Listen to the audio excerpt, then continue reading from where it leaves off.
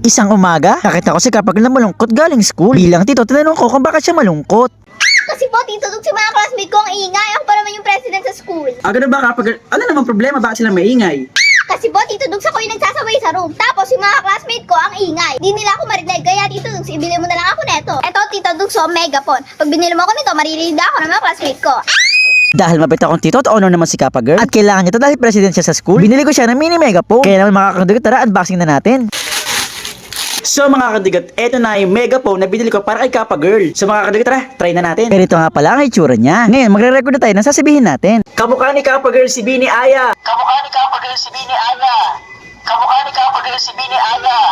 Kamukha ni Kapag Girl si Bini Aya. Grabe, sobrang lakas ng sound. Sigurado ako matutuwa dito si Kapag Girl. O Kapag Girl, ito na yung megaphone na gagamit mo sa school nyo para marinig ka ng mga classmate mo. Akin na yan. Ngayon, matatry ko na. At dito nga, tinuruan ko na si Kapag Girl kung paano ito gagamitin. Mga classmate, ako si Mary Capa, Dear Elemento. At bilang president ng room na to, sana hindi na kayo maingay at makinig na kayo sa akin para maging honor din kayo katulad ko. Mga classmate, ako si Mary Capa, Dear Elemento. At bilang president ng room na to, sana hindi na kayo maingay at makinig na kayo sa akin para maging honor din kayo katulad ko.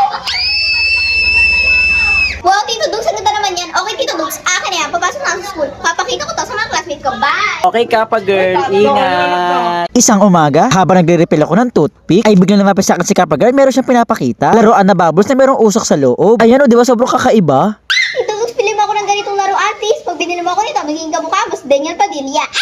Dahil mabait akong tito at honor naman si Kapag Girl. At first time ko lang di makakakita ng ganong laruan. Eto, bumili ako. Kaya naman makakadugyot, tara, unboxing na natin. So mga kadigat, eto na sa lahat-lahat. Ayan, kulay pink. Pink ang favorite color ni Kapag Girl. Sa mga kadigat, tara, set up na natin. Buti nga, meron to instruction sa likod. Madali lang naman. Binuksan ko lang yung mga kailangan buksan. Nilagay ko na yung bala at saka yung battery. Ayan, okay na. Naglagay na nga din pala ako ng bubbles sa lagayan. Siyempre dahil honest review tayo, kaya may konting issue nga lang. Butas yung lagayan, kaya tinip ko na lang. Hindi naman siya big deal, kaya okay lang. Eto nga, nagsuot na nga din pala ako ng glove. At sinusaw ko na itong one sa bubbles. At eto nga, tinatry ko na. Grabe, hindi ako makapaniwala sa nakikita ko. Sobrang ganda nga niya. Yung bubbles, merong usok sa loob. Ayan, tumatalbog-talbog pa. Sa buong buhay ko, first time ko lang makakita nito. Eto nga, at umisa pa ako. Grabe, ang ganda kasi oh. Parang magic. Sigurado ako matutuwa dito si Kapag Girl. O Kapag Girl, ito na nga pala yung laro na para pabili mo sa akin. Okay, Tito Dugs, akin na yan. Try na natin. Pinagsuot ko na nga pala si Kapag Girl ng gloves para mapakita ko na sa kanya.